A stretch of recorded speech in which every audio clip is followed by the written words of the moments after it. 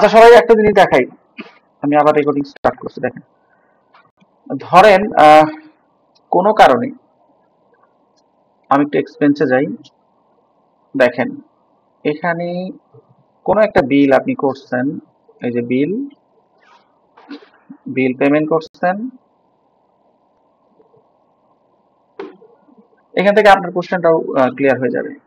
ধরেন আপনি এখানে কাউকে পেমেন্ট দিচ্ছেন, এখানে আপনি ক্রেডিট কার্ড দিচ্ছেন, এই যে ক্রেডিট কার্ড, ঠিক আছে, ক্রেডিট কার্ড লিখছেন। পেমেন্ট আমাদের ওখানে ছিল 2022, তাই না? ধরেন 22-এর জুলাই মাসের 14 তারিখ। এখানে আপনি ডিরেক্ট ক্রেডিট কার্ডের মাধ্যমে পে করছেন, এখানে আমি একটা রেফারেন্স নাম্বার দিলাম। এখানে এসে আপনি হয়তো পেমেন্ট করছেন আপনার এখান থেকে, ধরেন রেন্ট অ্যান্ড ইউটিলিটি পে করছেন, ঠিক আছে, এখানে ধরেন $234।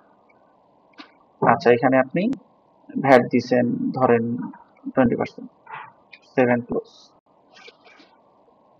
এখন আপনার রিকনসাইলের তো কোনো ক্ষতি হবে না, রিকনসাইল তো ধরেন যেটা আছে ওইটাই থাকবে, কিন্তু রেজিস্টার ঠিক থাকবে না। এখন ধরেন আমি বলছি রেজিস্টারও ঠিক থাকতে হবে, আপনি রেজিস্টারে চলে যাবেন, এই যে ট্রানজেকশনে গিয়ে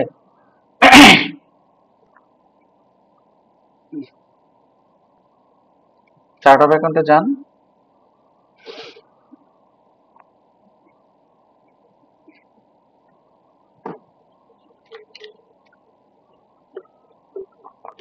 এখানে এসে আপনি হচ্ছে ক্রেডিট 1, হ্যাঁ এখানে আসেন, এটা রেজিস্টার যান। আমার রেজিস্টার 7/12, এখানে আমার ব্যালেন্স হওয়ার কথা হচ্ছে 189, তাই হওয়ার কথা না? এখানে হয়েছে কত? এখানে হচ্ছে 470, বেশি আছে না? আচ্ছা বেশি মানে কি আপনি খুঁজে বের করে দেখলেন যে এই যে 280 যেটা আমরা এইমাত্র করলাম, এটা এখানে ঢুকে গেছে।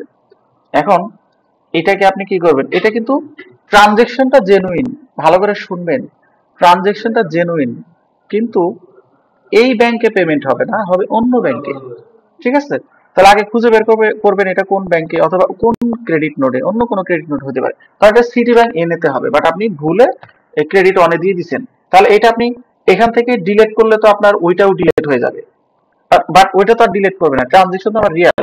তখন আপনি চলে যাবেন হচ্ছে এখানে ওই অ্যাকাউন্টে যাবেন, অথবা আপনি এক্সপেন্স করছেন, আপনি এক্সপেন্সে যান। দেখেন সহজ রাস্তা হচ্ছে এক্সপেন্সে যান, এই যে এক্সপেন্স করছেন এক্সপেন্সে যাবেন, এক্সপেন্সে গিয়ে শুধু ক্রেডিট কার্ডের নাম্বারটা চেঞ্জ করে দিবেন। এই দেখেন এখানে এসে এই যে দেখেন ক্রেডিট কার্ডের নাম্বার, এইটার পরিবর্তে আপনি সিটি ব্যাংক এনে দিয়ে দিলেন, মানে এটা থেকে পেমেন্ট হয়েছে, 7 ক্লোজ করে দেন, আপনার কিন্তু ক্লিন হয়ে গেছে। এটা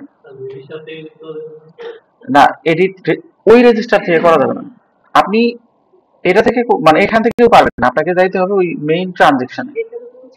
হ্যাঁ আপনি সিটি ব্যাংক এনেতে গিয়ে তখনই পারতেন যদি ট্রান্সফার থাকতো, কারণ এই অ্যামাউন্টের কোনো ইম্প্যাক্ট সিটি ব্যাংকে তো পরেই নেই, তাহলে তো আপনি ওখানে পাবেনই না।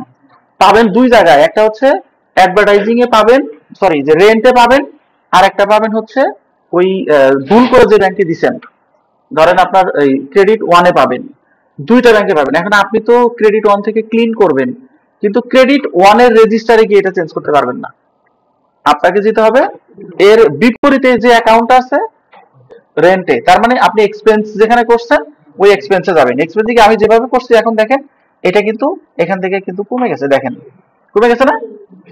বুঝছেন তো? এখন যেটা দেখাইলাম বা এখন যে জিনিসটা আপনাদেরকে বললাম, এই রকমের প্রবলেম হাজার হাজার পাবেন। আপনি যখন রিয়েল লাইফে কাজ করবেন দেখবেন এক ব্যাংকের টাকা আর এক ব্যাংকে ট্রান্সফার দেখাইছে, একজন ক্লায়েন্টের ব্যাংক ধরেন 10টা, ঠিক আছে, সে মূলত বেশি ট্রানজেকশন করে দুইটা ব্যাংকে, আর বাকিগুলো হচ্ছে সে ট্রান্সফার করে নিয়ে আসে, ঠিক আছে। এখন ট্রান্সফার করতে করতে দেখা যাবে যে এখানে মানে খুবই হযবরল অবস্থা করে ফেলে, যে মানে যে ব্যাংক থেকে যাওয়ার কথা ওই ব্যাংকে না দিয়ে আরেক ব্যাংকে দিয়ে দেয়। এটা ধরা পড়ে কখন? যখন রিকনসাইল করতে যান তখন ধরা পড়ে। তখন ধরা পড়লে এটার কারেকশন এভাবেই করতে হবে, এটা কোন ব্যাংক থেকে আসছে ওই ব্যাংকে ঢুকে কোন ব্যাংকে যাওয়ার কথা ওইটা সিলেক্ট করে দিলেই এখান থেকে ওইটা ডিলিট হয়ে যাবে, যেমনটা এই যে এখন যেভাবে করলাম। রাইট, বুঝতে পারছেন? তাহলে আমাকে কিন্তু এক্সপেন্সে গিয়ে করতে হয়েছে। হ্যাঁ বলেন। আরে ভাই, আপনি পিডিএফ স্টেটমেন্ট পাবেন না, একটা একটা করে চেক করবেন, দেখবেন, দেখে দেখে মিলাবেন, খুঁজে বের করবেন, এটাই তো আপনার কাজ। তো এইটা যদি আপনি না বুঝেন, তাহলে তো আপনি কি অ্যাকাউন্টেন্ট হইলেন? ব্যাপক ভাবে প্র্যাকটিস করেন, এমনিই বুঝবেন যে কোত্থেকে আসছে, কেমনে আসছে। এটা প্র্যাকটিসের উপর ডিপেন্ড করবে। শোনেন, রিকনসিলেশন আমি যেটা দেখাইছি, এমন না যে আপনাকে আমি বলতেছি একদিনই সব করেন। আপনি সময় নেন, আপনাকে 7 দিন টাইম দিছি। 7 দিন এমনি এমনি দেই নাই। শুক্রবারে অবশ্যই আসবেন। যারা যারা অনেক অ্যাডভান্স আছেন, অনেকে অ্যাডভান্স আছেন, আমি দেখি আপনাদের অ্যাসাইনমেন্ট, তারা অনেক আগে দিয়ে ফেলেন।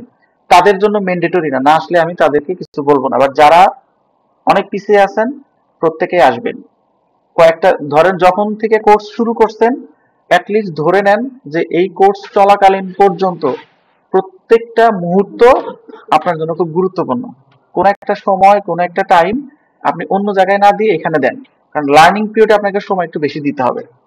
এটা হচ্ছে, আপনি আপনার মেধা অনুযায়ী দেন। অনেকের দেখা যায় 1 ঘন্টায় যতটুকু কভার করতে পারে, আরেকজনের 6 ঘন্টায়ও সেটা পারে না।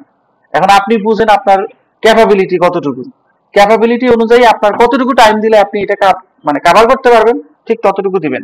বুঝতে পারছেন? সবাইকে অনেক ধন্যবাদ, ভালো থাকবেন, আল্লাহ